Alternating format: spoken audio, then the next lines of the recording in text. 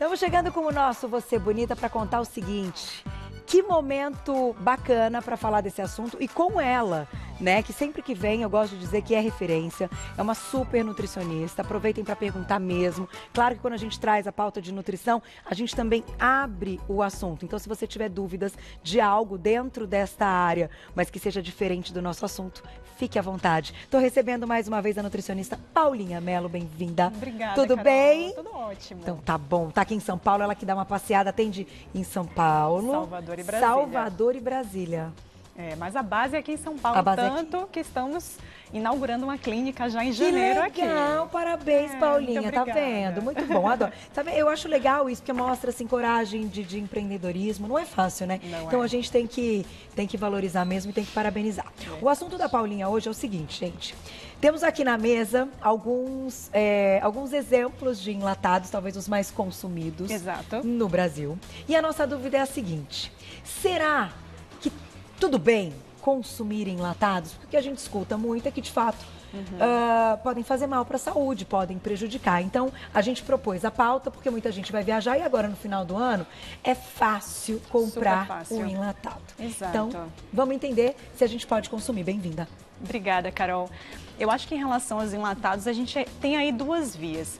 Primeiro, as pessoas geralmente acreditam que enlatados são mais pobres, às vezes, em nutrientes. E talvez, nesse aspecto, a gente já tenha que esclarecer uma coisa, que é, não necessariamente, tá? Em geral, o enlatado, o que ele pode ter de perdas no alimento, tem relação mais com as vitaminas que são hidrossolúveis, ou seja, vitaminas principalmente do complexo B e vitamina C, que elas são mais sensíveis ao aquecimento. Porque qual é a grande questão do enlatado? Por que é que um alimento enlatado, ele dura tanto tempo tem uma vida de prateleira tão grande assim? Exato, porque na verdade ele é vedado e depois ele é submetido a pressão e aquecimento e isso mata as bactérias e conserva o alimento por muito tempo. Foi uma técnica que surgiu provavelmente lá no início do século XIX, justamente na época de guerra, para que os soldados conseguissem ter uma alimentação mais segura e que ficou, né? Veio a era da industrialização e ficou.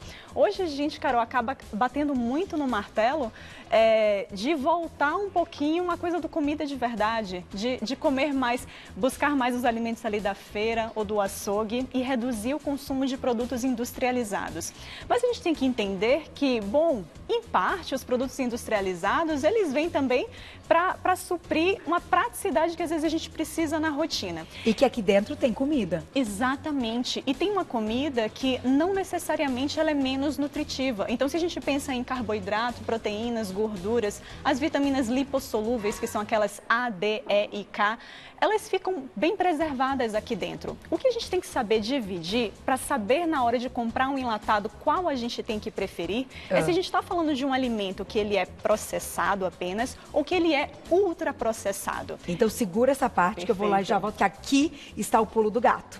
Porque se vocês olharem, os meninos vão mostrar, a apresentação é diferente. Vamos lá, daqui a pouquinho tem perguntinhas do público no @VocêBonitaTV, mas antes paramos numa parte importante dos enlatados. O que a gente tem que observar então, Paulinha? Perfeito, a gente tem que observar se o enlatado que a gente quer comprar, ele é processado ou ele é ultraprocessado. E a gente tem uma diferença entre esses termos, Carol. O que seria um produto então processado? É um produto que vem numa embalagem, seja uma lata, seja qualquer outro tipo de embalagem de plástico ou de vidro, mas que ele foi adicionado apenas de sal ou açúcar para ajudar nessa conservação. Então aqui a gente tem alguns exemplos. No caso do milho enlatado, dos grãos enlatados, então aqui eu trouxe feijão e grão de bico, mas um outro muito comum da gente usar é a ervilha.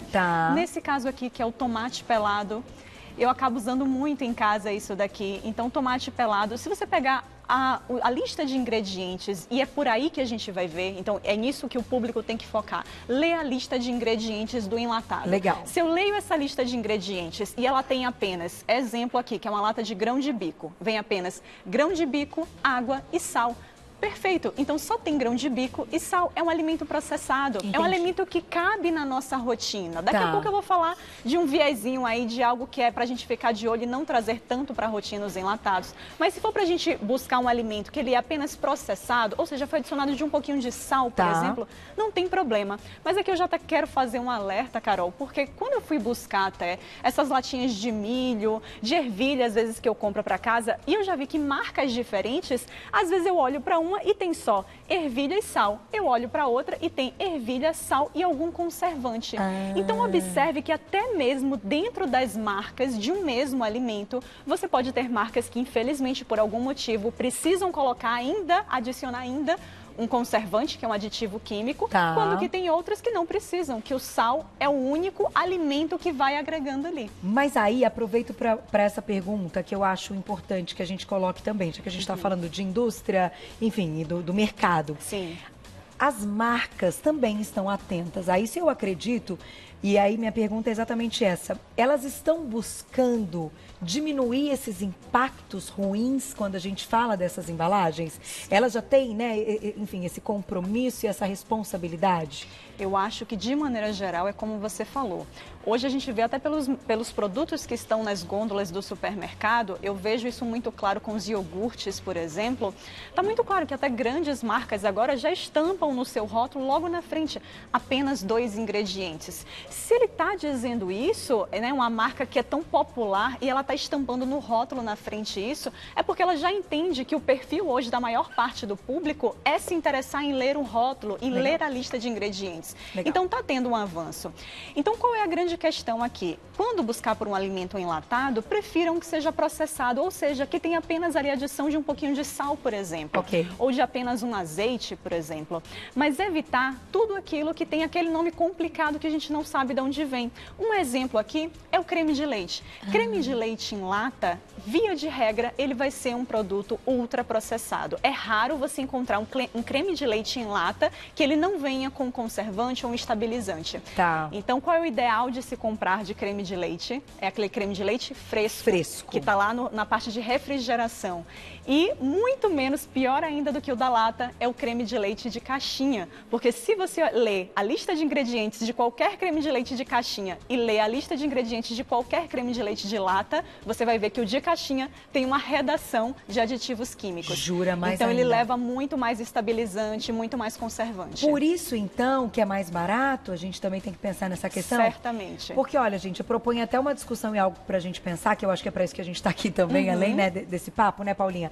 Que é o seguinte, é claro que aquele outro que teve a preocupação e que colocou menos desses conservantes, ele investiu mais nessa embalagem. Então, saiu mais caro pra ele, né, para ele não precisar colocar outra coisa, porque na embalagem já foi colocado algo que, né, enfim, eu penso dessa forma lógica. E provavelmente também ele tem talvez uma matéria-prima melhor. Exato. Ele cuida mais desse passo a passo até isso ser envasado? Provavelmente sim. Então o que eu penso é isso. Quando eu vejo que uma lata ainda precisou ser adicionada de um conservante, quando as outras marcas ali só precisam adicionar sal, eu penso que talvez a matéria-prima de base dele, ou os processos iniciais dele não são tão bons assim. Entendi. A ponto dele ainda ter que adicionar um conservante. Mas o outro problema assim, da questão dos enlatados, Carol, que talvez isso sim justifique a gente não trazer isso para a rotina, já que a gente já viu que muitas vezes a gente está falando de um alimento que ele não é um alimento com déficit de nutrientes em relação ao alimento que não é enlatado. A grande questão é o BPA. Provavelmente as pessoas de em casa já ouviram falar sobre bisfenol. É muito comum hoje a gente ir comprar uma embalagem de plástico e ver lá que ela é BPA free. Ou seja, ela é livre de bisfenol A. O bisfenol A, ele é um químico que ele está presente, ele é adicionado ali em boa parte das embalagens, principalmente as embalagens plásticas, por isso que a gente bate tanto na tecla de não aqueça embalagens plásticas, porque você aumenta a migração desse bisfenol A para o alimento. E a grande questão é que para o enlatamento a gente tem a presença de bisfenol A também. Entendi. E qual é o problema, né, do bisfenol A para a gente? ainda é um pouco contraditório, mas aparentemente ele funciona no nosso corpo como se fosse um hormôniozinho feminino. Ele se liga nos mesmos receptores que o estradiol se liga.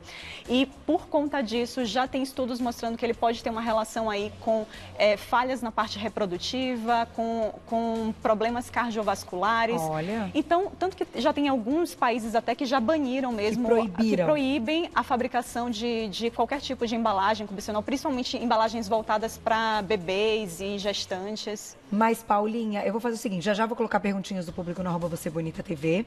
Eu não sabia que, então, na lata a gente também tinha o bisfenol.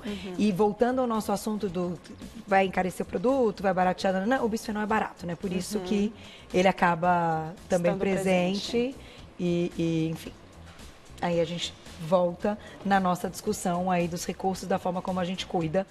Vamos lá, Paulinha, vamos falar então, estávamos falando do bisfenol, eu acho que você quer continuar, e depois vamos falar destes, que também são clássicos aí, né, dos enlatados, o atumzinho, a sardinha, tudo de bom. E que eu acho que vale a pena a gente a gente falar um pouquinho até sobre isso, né? Atum em lata, atum em óleo, conservado em óleo, versus atum conservado em água. As pessoas me perguntam muito sobre isso. Mas só para fechar a questão do bisfenol, Carol, apesar da gente não ter tão claro assim na literatura científica quais são os riscos, que essa coisa do causa e efeito muito estabelecido, dos riscos reais que o bisfenol pode causar, né, com essa ingesta diária, às vezes, que as pessoas fazem desses produtos enlatados, eu acho que só pelos riscos em potencial é interessante que a gente minimize os enlatados na rotina. Então, não é um alimento que ele, às vezes, tem características de ter menos nutrientes, mas o fato do bisfenol estar necessariamente ali presente e a gente está aumentando o consumo de bisfenol no dia a dia, pelos potenciais riscos, eu acho que é válido a gente reduzir os enlatados. Mas, assim, tem aí uma diquinha, tipo, caso você vá consumir... ferva, enfim, tem alguma coisa que amenize? Em relação ao bisfenol especificamente, não teria. O que a gente tem, às vezes, é em relação ao sódio, por exemplo. Então, a gente sabe que se um produto enlatado, né, como por exemplo, aqui a ervilha ou o grão de bico, ele foi adicionado de sódio e você está ali preocupado, às vezes, em ter um excesso de sódio na alimentação vindo a partir desses alimentos, então, coloca numa peneira, passa um pouquinho de água nisso, que você já elimina a maior parte do sódio. Boa dica. Certo? Então, vamos falar um pouquinho do atum, né? Atum conservado em óleo versus atum ao natural ou conservado em água. Tem diferença? Qual é o melhor? Esse é um tema bastante até polêmico, porque eu via muito nas redes sociais, hoje a gente vê muito nas redes sociais, né, tanto os nutricionistas, outros profissionais de saúde, ou até mesmo leigos no assunto, falando, e eu via sempre até muitos profissionais conversando que é muito mais interessante a gente pegar o atum em óleo do que o atum em água. E por quê? Né? Sendo que o óleo geralmente adicionado nesse atum é um derivado de soja, né? É um óleo de soja que a gente sabe que é transgênico, é fonte de ômega 6 que a gente sabe que é um tipo de gordura que já tem até em demasia no nosso dia a dia, que é muito mais interessante a gente reduzir um pouquinho o ômega 6 e aumentar o consumo do ômega 3. Então, por que preferir o atum conservado em óleo? E aí, o que é que esses profissionais diziam? É que o atum conservado em óleo, considerando que os metais pesados, até às vezes que estão ali no próprio peixe, os metais pesados eles são mais solúveis em gordura, que esses metais iriam para essa gordura e quando você elimina o óleo e pega o peixe, esse peixe vai ter uma quantidade muito menor de metais pesados. E eu falei, bom, parece que tem muita lógica, a teoria tem muita lógica. Vou estudar. Vou estudar. Paulinha, vou estudar. Deixa eu ir caçar artigo científico aqui que me comprove que de fato isso acontece. E quando a gente passa para procurar na literatura, Carol, os poucos estudos que existem exatamente focando nisso, em ver se essa conservação em óleo ou em água é melhor ou é pior, os estudos mostram que o peixe conservado em água e o peixe conservado em óleo, no final das contas, depois de drenado, eles têm mais ou menos o mesmo teor em metais pesados. Sério?